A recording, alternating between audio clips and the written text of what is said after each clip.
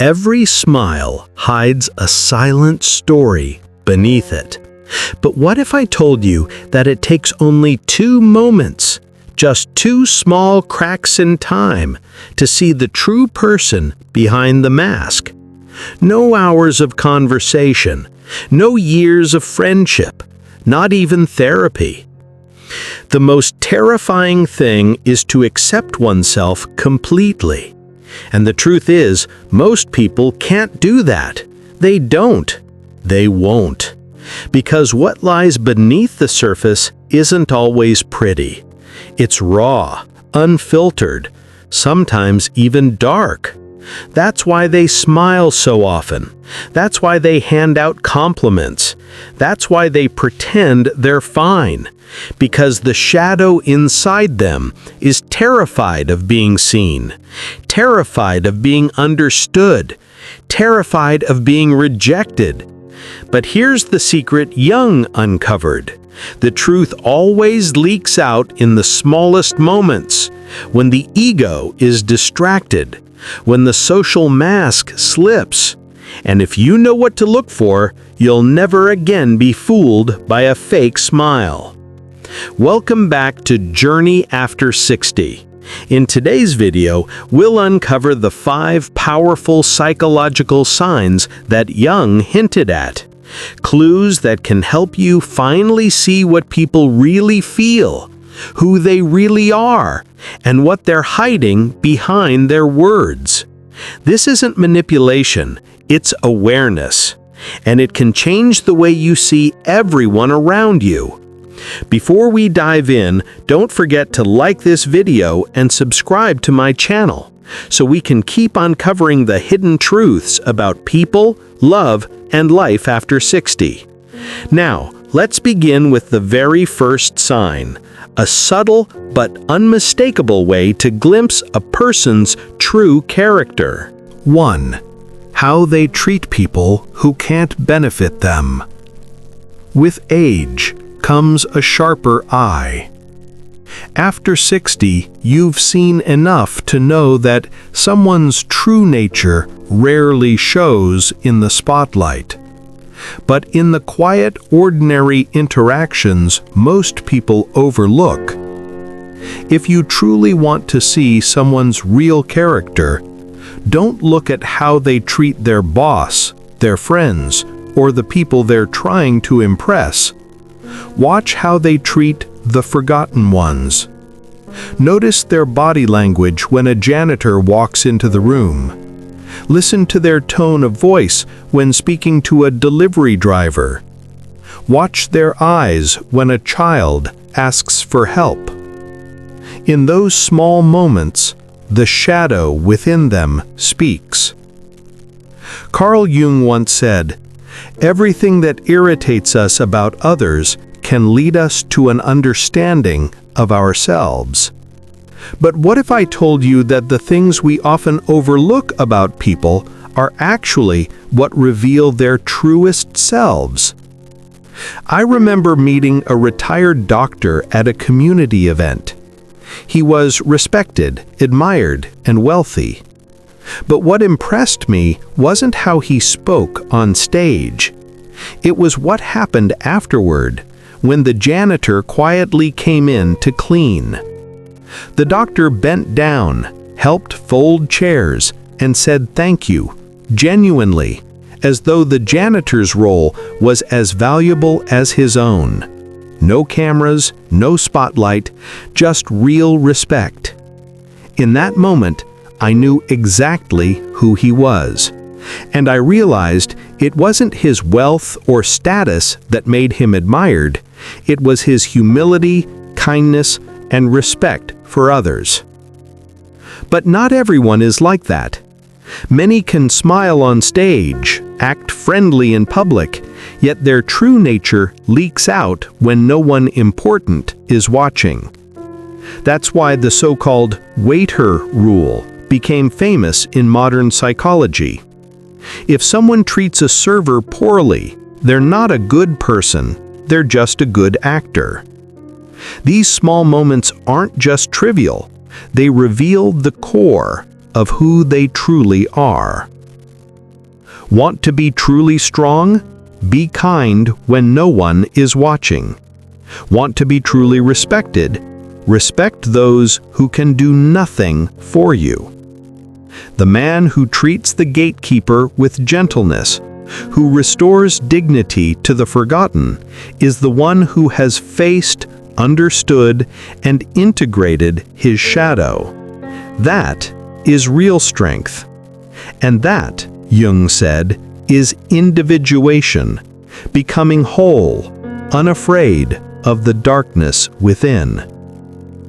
Have you ever noticed someone's true character revealed in a small, ordinary moment?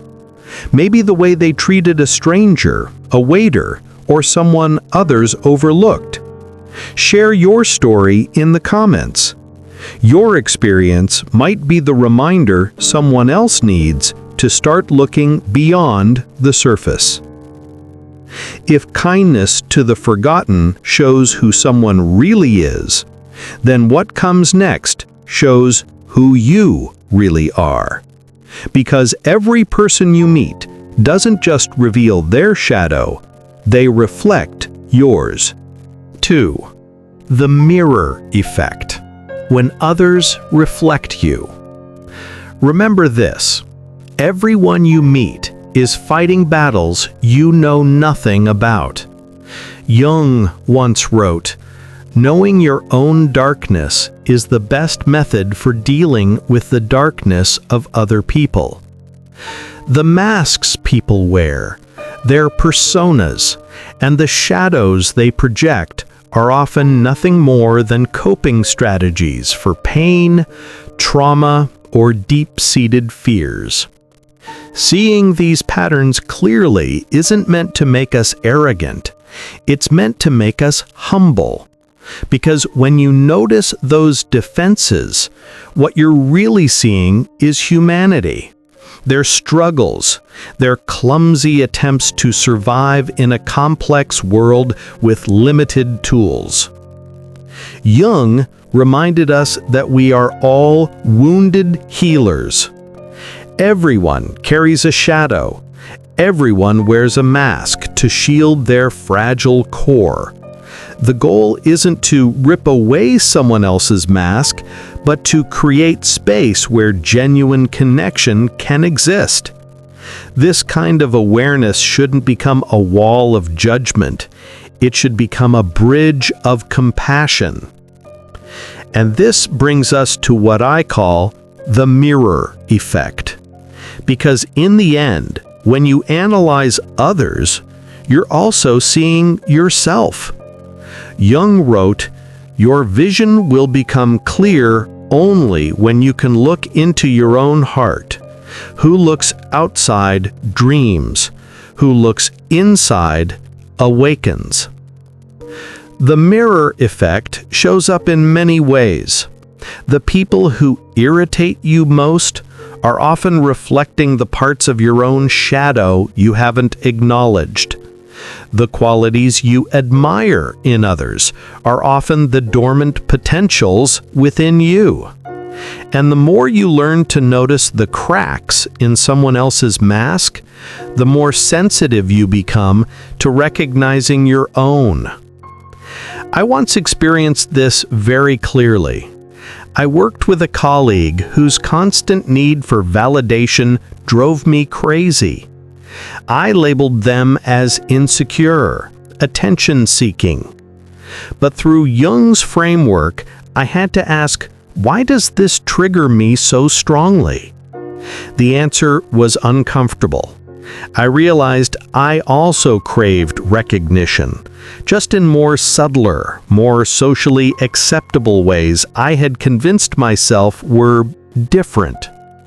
My judgment of them was, in truth, a form of self-rejection. I was condemning in them what I hadn't yet faced in myself. And here's where it resonates most deeply after 60. By this stage of life, you've seen enough patterns, disappointments, and mirrors in others to recognize that what unsettles you often has roots within yourself. The mirror effect doesn't just reveal what you've lived through, it reveals what you're still capable of becoming. Every trait you recognize in someone else also exists as a potential within you. Not everyone develops every quality, of course. Jung deeply valued the uniqueness of each individual. But he believed that observing others is like holding a map of human possibility, including the unexplored territories within your own soul. 75. Give them power, then watch. At this age, perhaps you've asked yourself, how do you really know who someone is? You don't need to question them. You don't need decades of friendship. Just give them a little power, and then watch. Give them a title, a promotion, a verified checkmark, a few extra zeros in the bank account, or even a small advantage in a conversation. That's when the mask begins to slip. Power doesn't corrupt, it reveals.